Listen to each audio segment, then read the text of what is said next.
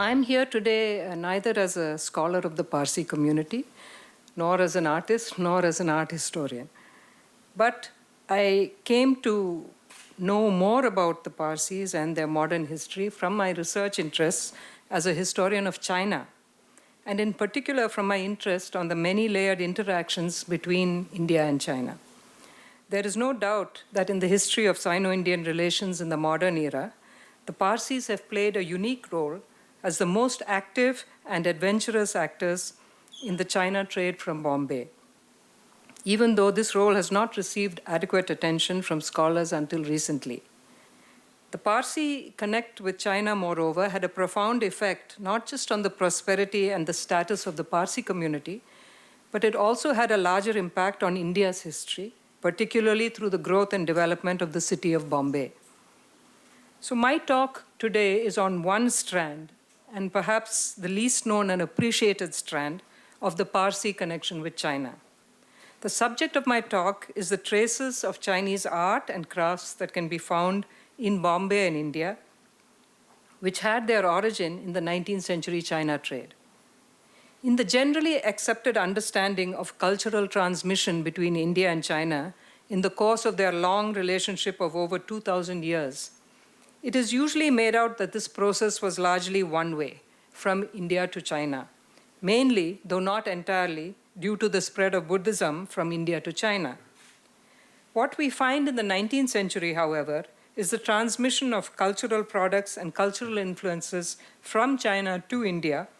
As is well known, for centuries, China had been renowned for her products, particularly silk, porcelain, and tea, which were exported to different corners of the world. From the 17th and 18th centuries, the growing tea trade with Europe greatly expanded the volume of China's external trade and added immensely to its attraction for a host of traders, ranging from powerful commercial monopolies like the British and Dutch East India companies to small private traders. For most of this period, the exports of Chinese tea to the West were paid for with regular shipments of silver bullion from the Americas, since few commodities from Europe were in sufficient demand in the Chinese market. However, after the British Parliament drastically lowered the import duties on tea in 1784, exports of Chinese tea to Britain increased exponentially, and this greatly aggravated Britain's problem of how to pay for this tea. The solution was found ultimately in two products from India, for which there was great demand in China: raw cotton and opium. Both of these could be sourced from Western India, and Bombay, which was steadily replacing Surat in the 18th century as the preeminent port on India's west coast, became the natural outlet for both of these commodities.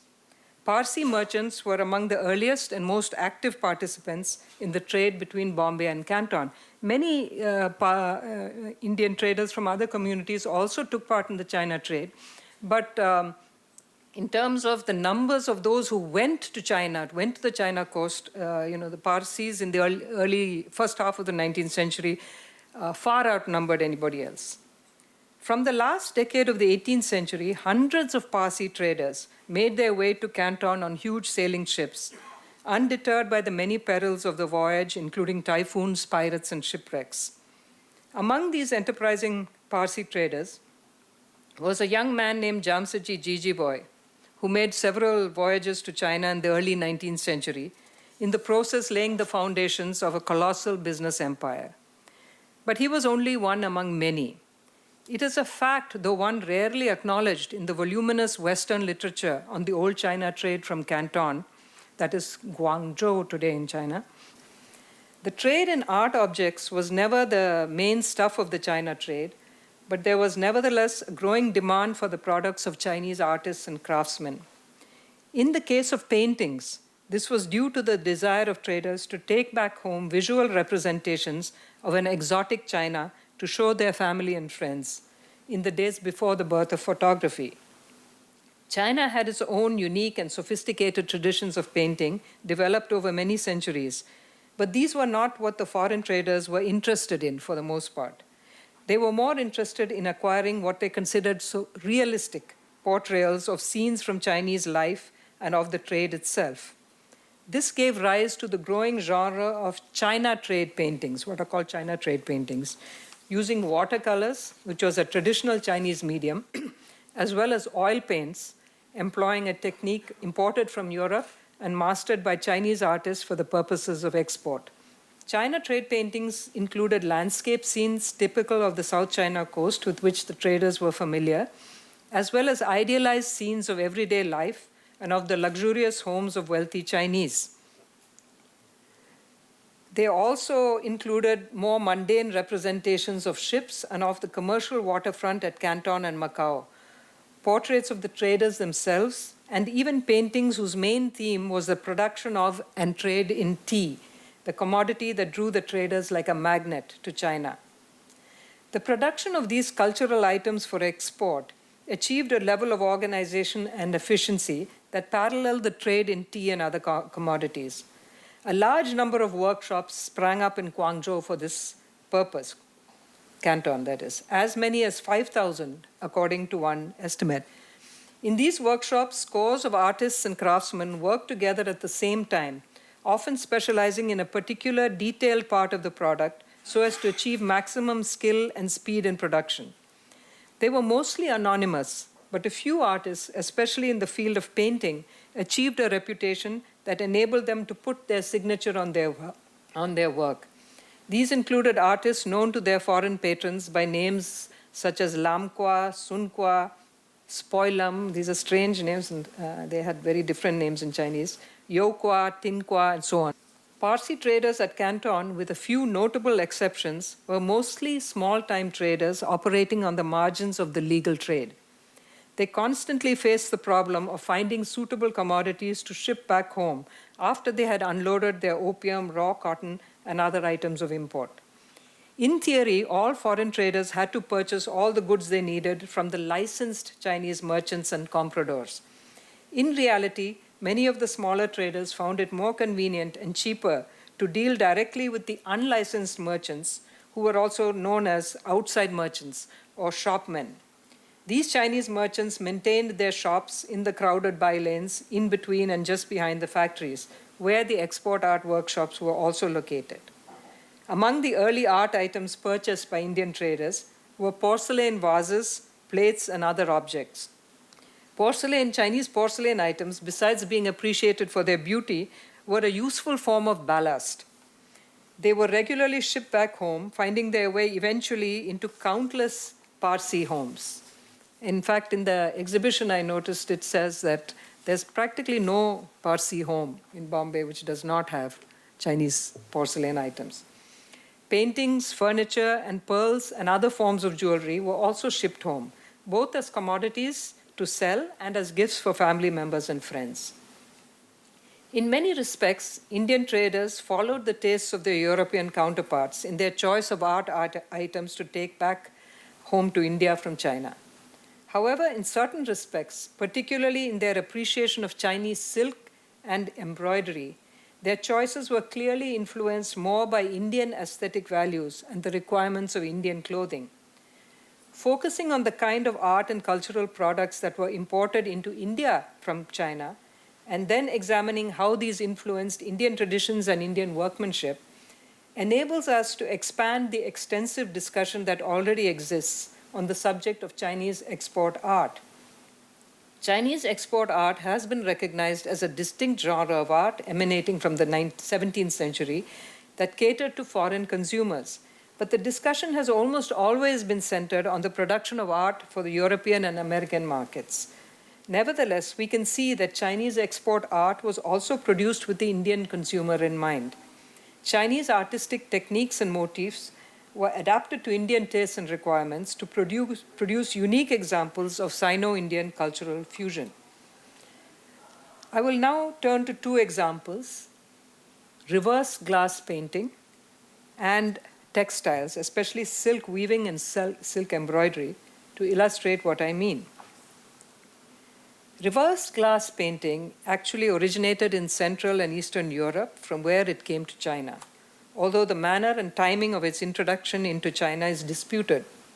Nevertheless, by the 18th century, glass painting was a well-established tradition in China centered in Canton. Now this is a picture of a Chinese artist working on a reverse glass painting. It was not much esteemed as art by the Chinese themselves, but it was in great demand among foreign buyers. Since the painting was done on the reverse side of a sheet of glass and then given a wooden backing, it could be sold soon after completion without having to wait for the painting to dry. For the seller, this meant more rapid sales, while for the purchaser, glass paintings were cheaper than oils, and the glass protection meant that the painting could be kept clean and free of scratches. Initially, glass paintings were produced in the Canton workshops and imported into India. However, glass paintings also came to be painted by Chinese artists who were brought to India for the purpose. Portraits were particularly favored by status-conscious Bombay merchants who commissioned these Chinese artists to paint them and their families. It is interesting that the demand for this new and unusual form of painting was not confined only to those involved with the China trade. It also became popular among the royalty and elite of the various princely states in India, who became major patrons of artists and craftsmen, including foreign artists, particularly following the decline of the Mughal court. Chinese painters are known to have been in residence at the courts of the rulers of Satara, Kutch, and Mysore. Interestingly, all princely states which opposed the British to a greater extent than the others. I don't know if there's any connection. Apart from portraits of the rulers and the nobility, idealized portraits of courtesans, dancers, and other beautiful women were also favored. More than 40 paintings done by Chinese artists under the patronage of Tipu Sultan are lodged in the Jagan Mohan Palace Art Gallery in Mysore. Portraits of Indian gods and goddesses and themes from Indian mythology were also done by Chinese artists, even though the lack of feeling of the Chinese painters for their subject in this case has been noticed. The popularity of glass painting, a completely new form of art in India, is an example of the broadening of aesthetic tastes among Indians on account of exposure to foreign cultural traditions and art forms through trade. The technique of glass painting was adopted by Indian craftsmen and spread widely through India as far as Tanjore in the south, Hyderabad, the Deccan region, Delhi, Awadh, Bihar, and Bengal. Now this is, of course, Tanjore reverse glass painting. You can see the difference. The adoption of religious themes and its relatively inexpensive nature led to this particular art form becoming a form of popular art that appealed not just to the upper and middle classes, but also to a broader section of the population. Jaya Appasamy has noted that, and I quote, although the technique was adopted from foreign sources, it became the vehicle of a popular art in India, and that it was, quote, used to produce Indian pictures for an Indian audience. The influence on Indian, now leaving aside now the painting, the influence of Indian traditions of artistic forms transmitted from China is perhaps even better exemplified in the case of silk embroidery and silk weaving. This is not surprising. For many centuries, there had been a flourishing intra-Asian trade in textiles, and different Asian textile traditions had over a long period of time considerably influenced each other, even while retaining their own uniqueness. Both Chinese and Indian textiles traditionally were embellished with a considerable amount of embroidery. Western India had a particularly rich tradition of embroidery. It is no wonder that Chinese silk embroidery particularly attracted the attention of Parsi and other traders from Bombay. From their fascination with Chinese embroidery developed the beautiful Gaara, the heavily embroidered thick silk sari, much prized by Parsi women and worn on important occasions such as weddings, Navjot ceremony, and so on. Now this is a picture of a Gaara sari with the embroidery, which is, you can see, for those of you, very distinct Chinese motifs and patterns. On their arrival in China for the trading season, Parsi merchants would place orders for embroidered lengths of cloth to be made into saris and also into sari blouses and borders, which were called kor, children's jackets, jablas, and edging for the trousers worn by them called ijars. Traditional Chinese hand embroidery required very fine, detailed work, involving painstaking labor. Nevertheless, it was possible for Chinese craftsmen to produce the finished products on time before the Parsi merchants set sail for home at the end of the trading season, because of the practice of several artisans working together simultaneously on a particular piece in the workshop set up for this purpose. Gaara embroidery in white or light colored threads was usually done on a dark background of red, purple, or black silk using a very fine satin stitch, or the kaka stitch as it was called, which gave the impression of the cloth being covered with tiny seed pearls. The work would sometimes be done only on the borders or the pallu of the sari, while in the more elaborate garas, the entire field would be covered with embroidery. This was done so neatly that it often gave the impression of the sari being painted or woven rather than embroidered. A variety of typically Chinese motifs can be found on the garas. These included flowers representatives of the seasons, such as peonies, plum blossoms, chrysanthemums, and lotuses, bamboo, pomegranates, peaches, and animals and birds of all descriptions, such as the pheasant, wild geese, and the crane, which you can see, were also very common. In some garas, typical scenes of Chinese life, including representations of Chinese men and women, pagodas, and pavilions, were also worked in. Like here is a detail from a Gaara, and you can see the scenes from Chinese life. The embroiderers also at times used symbols from Chinese mythology, such as the 8 immortals, the heavenly fungus, and the dragon. But the Gaara came to represent not a direct import of a Chinese cultural tradition, but its skillful adaptation to Indian requirements and tastes. For instance, to suit the preferences of Parsi women, the larger Chinese motifs, such as the dragon, were gradually discarded in favor of flowers, birds, and similar motifs.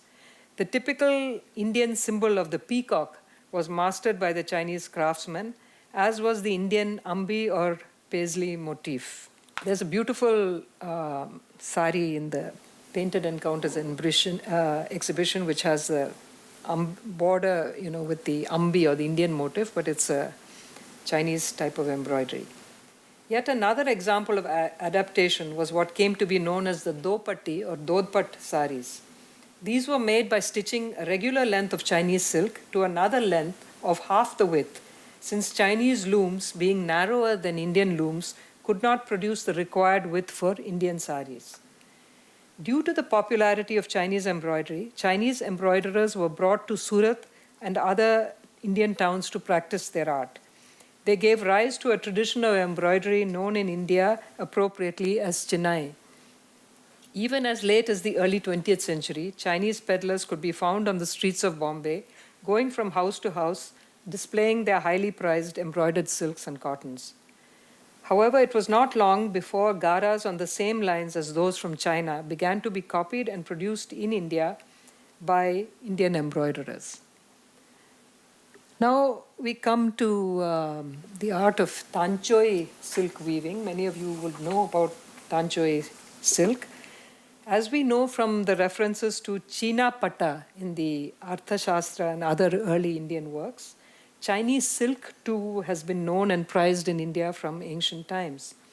Bolts of Chinese silk were imported into India as part of the 19th century Canton trade as well. A byproduct of this was the birth and development of the art of Tanchoi silk weaving in India. Tanchoi is usually identified with the famous weaving centers of Varanasi, but the art of Tanchoi weaving in fact arrived in India from China via the west coast. Jamsetji Jijiboy, whom we mentioned earlier, is said to have been responsible for sending Indian weavers to China to learn the art of producing the fine satin brocade for which China was famous. As the story goes, 3 brothers from the Joshi family of Surat went to Shanghai to learn the art from a master weaver. Now, some versions of the story say that the weaver was named Choi, and Tan is the Parsi word for 3, and so Tan Choi somehow it came. Others say that Joshi, it is actually Joki, and so, from that Tan Choi came. Anyway, it definitely did come from China and was learned from the Chinese master weavers. The material they produced after they returned to India came to be known as Tanchoi. Now, The tanchoi is usually a dark satin weave of purple, red, blue, or green. Floral patterns interspersed with birds and creepers are woven into the entire body. As in the case of the Gaara, the motifs are recognizably Chinese in inspiration. However, Indian weavers gradually again introduced typically Indian motifs such as the ambi or the paisley mango. So here is an example of tanchoi weaving but on the border. Although the Joshi family in Surat continued to produce the tanchoi saris well into the 20th century, the headquarters of tanchoi weaving in India shifted to Varanasi after its skilled silk weavers learned the art and succeeded in producing it at lower cost. Today, tanchoi silk weaving has been indigenized to such an extent that few are aware of its Chinese origins and inspiration. So in conclusion, we can see that Sino-Indian cultural exchange continued to flourish in the early modern era, albeit on a less dramatic and inspired scale than during the Buddhist era. The process of cultural diffusion from China to India in the 19th century took place through the most unlikely medium of a trade that was dominated by the sale of Indian raw cotton and opium in China.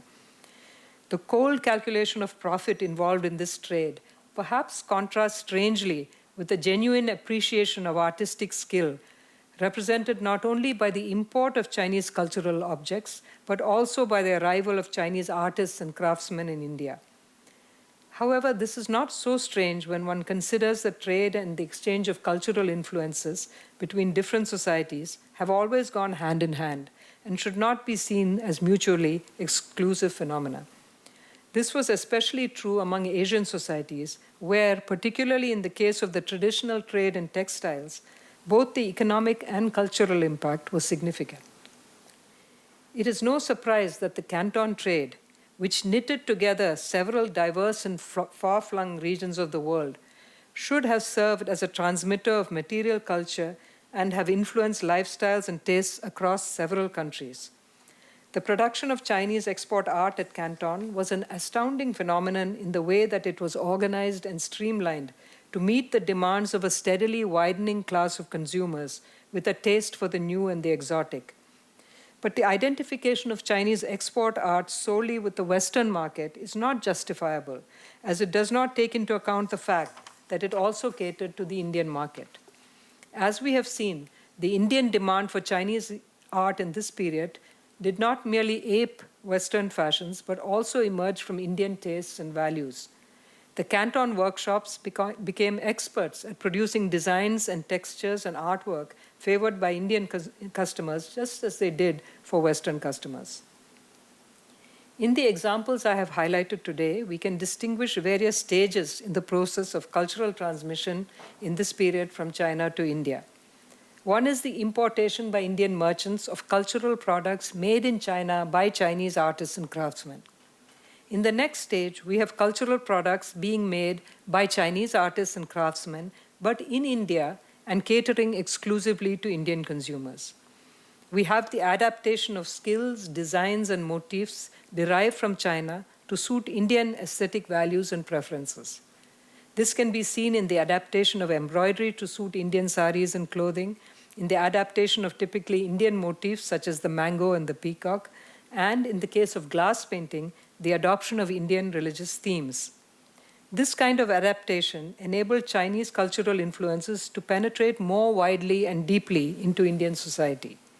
They were not just confined to the elite or those who had direct contact with the China trade, but spread among the elite in other parts of India and the wider public as well. Finally, we have the Chinese art forms being studied and mastered by Indian artists and craftsmen in India, and then further developed by them in accordance with their own genius. The tanchoi silk weaving carried out in Varanasi and the different schools of glass painting that developed in India from the 19th century represent this kind of import substitution, to borrow a contemporary formulation.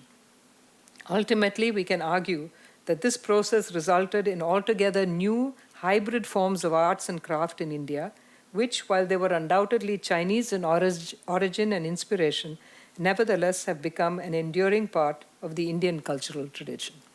Thank you.